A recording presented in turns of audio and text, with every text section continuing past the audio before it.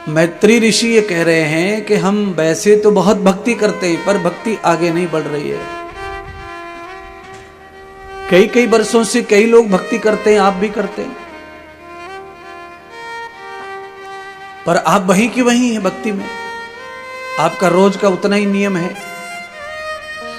आपके मंदिर में बैठना, पूजा पाठ करना, आरती दीपक करना, आपका रोज का नियम वही है। वहां से थोड़े भी आगे भक्ति नहीं जा रही है। तो वो भक्ति आगे नहीं जा रही है तो क्या वो भक्ति कल्याण कर देगी? तो घर में हम जो नित्य पूजा सेवा करते हैं वो उससे कल्याण नहीं होता है। उससे क्या होता है? घर में जो है हमारा नित्य प्रदूषण वो समाप्त होता है। वो नित्य कर्म है। आप अगर खाना खाते हैं, अगर आप सोते हैं तो आपको उतना तो भजन करना पड़ेगा। उससे आपको मुक्ति का मार्ग नहीं मिलेगा, कल्याण का मार्ग नहीं मिलेगा। चाहे आप 2 घंटे करो, 1 घंटे करो, पर जब आपकी भक्ति बढ़ती है, भक्ति में सफलता मिलती है, तो फिर आप धीरे धीरे आकार की भक्ति छोड़ते हुए निराकार की ओर बढ़ते चले जाते हैं। और जब आप निराकार की ओर बढ़ते हैं तो आपकी आत्मा साकार रूपी शरीर से मुक्त होने लगती है, मन बुद्धि चित्त भी मुक्त होने लगते हैं। और आप मृत्यु पर्यंत बस वही वही वही वही वही वही, तो फिर आप एक कोल्हू के बैल की तरह भक्ति कर रहे हैं। पूरे दिन चलते रहेंगे पर आप न कहीं जाएंगे न कहीं आएंगे। बस शाम को काम खत्म, कोल्हू का बैल खोल करके दूसरे खूंटा पे बांध देगा, ले भाई चारा कर ले, और सुबह फिर कोल्हू में जोड़ देंगे। चलता रहे, कोई गन्ना डालता रहेगा, बैल चलता रहेगा, जूस निकलता रहेगा। बस वही बैल को भी भ्रम हो जाता है। बैल को भ्रम हो जाता है, उसे लगता है कि वो 1000 किलोमीटर चल के आ गया। चला तो सही उतना, पर यात्रा दूर नहीं हुई। दूर इसलिए नहीं हुई क्योंकि उसका कंठ बंधा हुआ था, उसकी गर्दन बंधी थी, और बैल को पता ही नहीं कि वो बंधा हुआ है, और चल रहा है चल रहा है चल रहा है चल रहा है चल रहा है। ऐसे ही हर आदमी घूम रहा है, चल रहा है, पूजा कर रहा है, पाठ कर रहा है, उसी चक्र में घुमा हुआ है, वहीं के वहीं पड़ा है, वहीं के वहीं पड़ा है, कोई आगे नहीं जा रहा है। मैत्री ऋषि यही कह रहे हैं, गार्गी माता यही सोच रही है। हे नारद, आपकी कृपा से अब ऐसा लगता है कि हम आगे बढ़ जाएंगे, क्योंकि बिना गुरु सत्संग के आदमी की भक्ति आगे नहीं जाती है। आप कितनी भी भक्ति करो, भक्ति करने वाले को चाहिए कि वो गुरु की सेवा करे और वो सत्संग नित्य श्रवण करे। जब तक वो नए नवेले भक्ति के सूत्र नहीं लेता तब तक उसके आगे के सूत्र नहीं खुलते, भक्ति के मार्ग नहीं खुलते।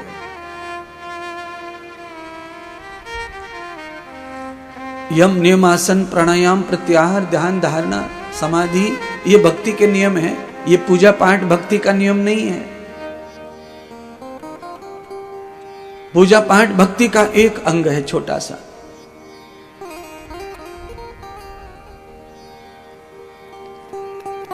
और उस छोटे से अंग के कारण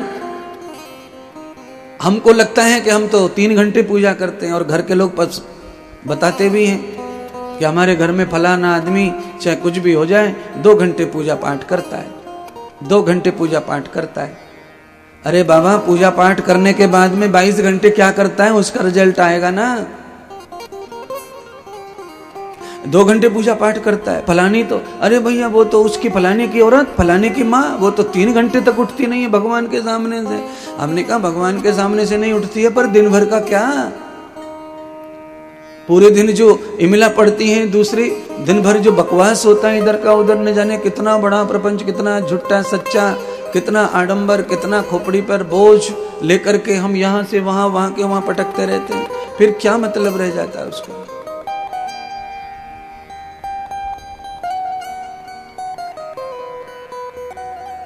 शौनक आदि ऋषियों ने प्रश्न किया, हे सूत जी, हम ये जानना चाहते हैं कि ये दिव्य कथा कहां से आई, भागवत की कथा आई कहां से, इसका जन्म कैसे हुआ, और इस कथा को आपको किसने पढ़ाया, वो कौन थे जिससे आप सीखे हैं।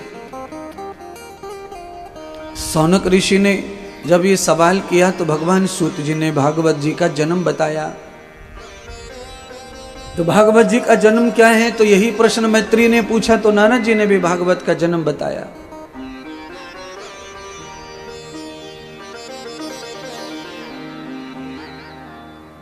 कहा, शौनक आदि ऋषियों, बहुत समय के पहले एक बार भगवान वेद व्यास वेदों का जान करके, वेदों का अर्थ करके, महाभारत का लेखन करके, वेदों के अर्थ के बाद में गीता का लेखन करके वेद व्यास भगवान जब थक गए तो उनको अशांति ने घेर लिया, बेचैनी ने घेर लिया, परेशानी ने घेर लिया। बुढ़ापा आ गया, ना कोई पुत्र हुआ है, ना उनके धर्म को बढ़ाने वाला कोई हुआ है, और उनको स्वयं का शरीर जर्जर और वृद्ध अवस्था की ओर बढ़ने लगा, तो उनको चिंता सताने लगी। वेद व्यास जी को ऐसा लगने लगा कि उनके जीवन में कुछ अधूरा रह गया है, कुछ कम रह गया, वो जीवन का कर्तव्य पूरा नहीं कर पाए। वेदों का ज्ञान करने वाला, वेदों का अर्थ करने वाला, गीता का लिखने वाला, महाभारत जैसे 1,00,000 श्लोकों का ग्रंथ लिखने वाला, इतने उपनिषदों के खंड करने वाला, वो व्यास चिंता में पड़ा है और वो कहता है अंदर ही अंदर कि मेरा कुछ रह गया, मेरा कुछ रह गया, मेरा कुछ रह गया।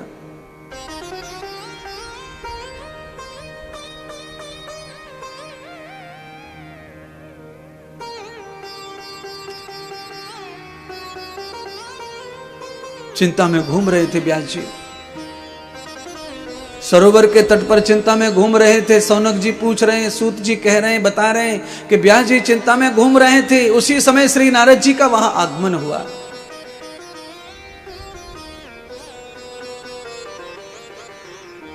नारद जी ने व्यास जी को चिंतित देखा।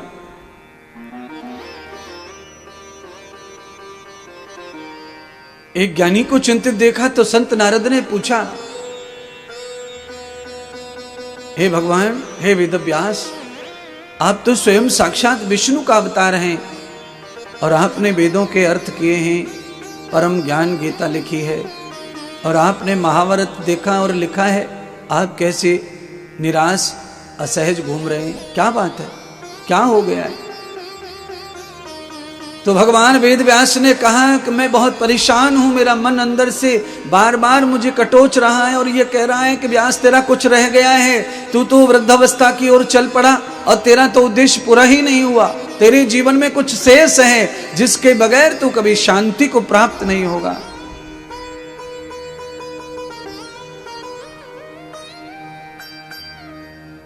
आप देखना, कभी कभी डॉक्टर क्या करते हैं, आपके ऊपर दवा को ट्राई करते रहते हैं।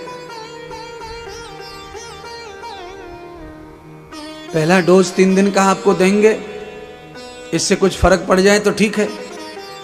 3 दिन के बाद में आपको फिर दूसरी दवा बदल के देंगे, फर्क पड़ जाए तो ठीक है। तीसरी देंगे, फर्क पड़ जाए तो ठीक है। यानी वो ठीक करने के लिए पर्याय से पर्याय ढूंढते रहते हैं और आपको बताते भी रहते हैं।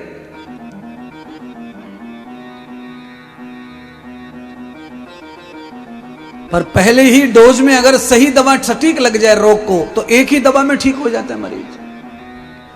व्यास जी ने दुनिया भर की दवाएं दे दी, दुनिया भर की दवाएं लिख दी, पर दवा ऐसी लिख दी, सब दुनिया को अलग अलग फायदा हो रहा था, पर व्यास को फायदा नहीं हुआ।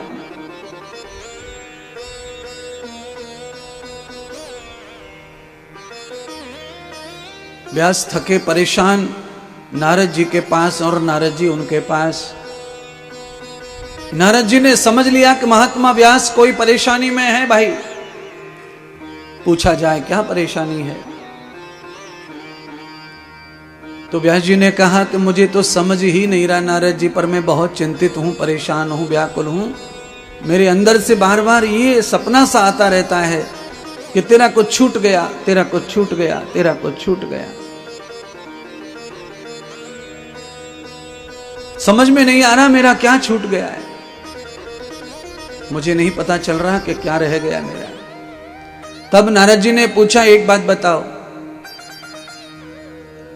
तुमने इतने सारे ग्रंथ लिखे, पूरी जिंदगी तुमने लिखने में निकाल दी, पर क्या तुमने भगवान श्री कृष्ण के चरित्र का कोई अंश लिखा? व्यास जी ने कहा कि नहीं, मैंने कोई चरित्र कृष्ण का नहीं लिखा। ओहो, नारद जी समझ गए। नारद जी समझ गए कि पूर्ण ब्रह्म अवतार 16 कलाओं से युक्त परमात्मा ब्रह्म का तुमने जब कुछ लिखा ही नहीं है, तो फिर ये वो सब लिखकर कोई फायदा नहीं है।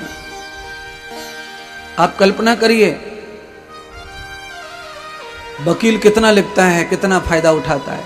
जज कितना लिखता है, कितना फायदा उठाता है, सीए कितना लिखता है, कितना फायदा उठाता है, मुनीम कितना लिखता है, कितना फायदा उठाता है, कलेक्टर कितना लिखता है, कितना फायदा उठाता है, पर शांति कोई नहीं पाता है।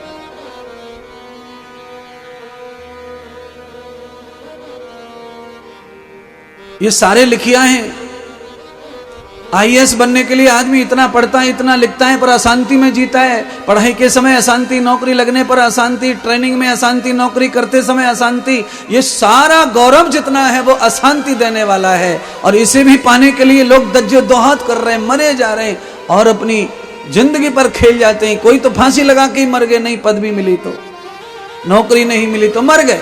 अरे बाबा, मरने के लिए पैदा हुआ है, पर नौकरी नहीं मिलने पर मर जाना ये तो ठीक नहीं है, ये तो महान मूर्खता है। नौकरी नहीं मिलने पर मर जाना ये अच्छी बात नहीं है, पढ़ाई होने पर पास नहीं होना ये भी अच्छी बात नहीं है, और मर जाना ये भी अच्छी बात नहीं है। पढ़ाई करने से कभी आदमी अधूरा नहीं हो जाता। पढ़ाई हो गई, नौकरी नहीं लगी तो क्यों पढ़ा, काहे के लिए पढ़ा, क्या फायदा हुआ, इससे क्या फायदा है, पढ़ने से कुछ मिला ही नहीं तो। अरे पढ़ाई नौकरी के लिए थोड़ी होती है, पढ़ाई तो अपने लिए होती है। आप जितना चाहो उतना पढ़ो, जितना चाहो अपने लिए। और मैं तो कहता हूं पढ़ाई अगर की है तो आप अपनी पढ़ाई को अपने लिए यूज करो, अपनी पढ़ाई को दूसरों के लिए यूज क्यों करते हो। मैंने पढ़ाई की है, मैं पढ़ाई को अपने लिए यूज करता हूं। मैं पढ़ाई करके किसी की दुकान पर नौकरी करने नहीं जाना चाहता, नहीं गया। अपनी पढ़ाई को जब अपने लिए यूज करते हैं तो अपना स्वाभिमान खड़ा होता है, अपना स्टेप खड़ा होता है। जब आप इस दुनिया में नहीं रह जाते हो तो आपका सम्मान दुनिया में बचा रहता है। और नौकरी करने वाले का मर जाने के बाद में पानी देने वाला भी कोई दिखाई ज्यादा नहीं पड़ता है। महाराज, आप जितनी बड़ी नौकरी करेंगे बुढ़ापे में उतने ही अकेले हो जाएंगे, ध्यान कर लेना। बुढ़ापा उतना ही अकेला सताता है। जितने भी जज और कलेक्टर की पदवी से रिटायर हुए लोग हैं, जिन पर बुढ़ापा आ गया है, अब वो अकेले जूझ रहे हैं। एक दो बच्चा करते हैं, पढ़े लिखे होने के कारण बड़ाई में मरे जाते हैं, बच्चा अमेरिका चले जाते हैं और यहाँ पे खुकू खुकू करते रहते हैं खटिया में।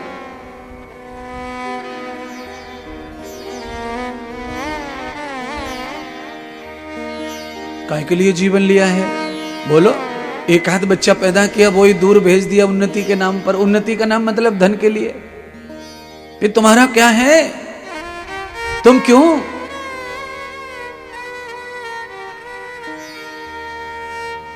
मुर्गा कितना बढ़िया है, 5, 7, 8, 10 बच्चे देता है एक साथ, और सब बच्चों को मोहल्ले में गली में अकेला खुद ही घुमाता रहता है मुर्गा। जिधर मुर्गा चलता उसी उधर बच्चे भी चलते हैं उसके। और तुम्हारे तो 1-1, 2-2 बच्चे हैं, वो भी तुम कहां वो कहां।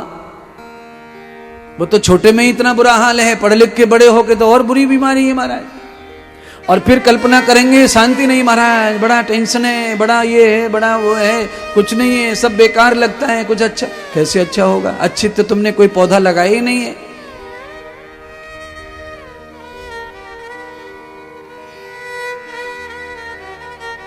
सफल है जग में जीवन उसका, धर्म के बीज जो बोता है।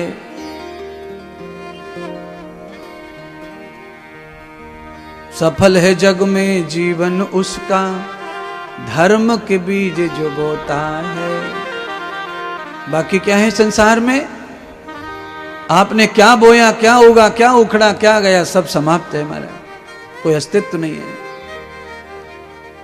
धर्म के बीज बोने वाले की फसल ऐसी होती है जो खुद को भी छाया देती है और आपके आने वाले पीढ़ी दर पीढ़ी को छाया देती है, और आपका यश रहता है।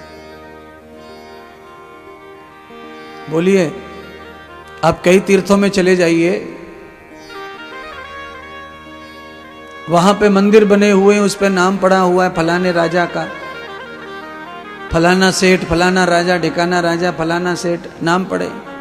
वो सेठ तो कब के चले गए, राजा भी कब से चले गए, पर उस मंदिर की वजह से धर्म का बीज बो दिया है, इसीलिए राजा का कुल खानदान भी नहीं रहा, फिर भी उस मंदिर से राजा का नाम कोई मिटा नहीं पा रहा है, कोई मिटा नहीं पा रहा है।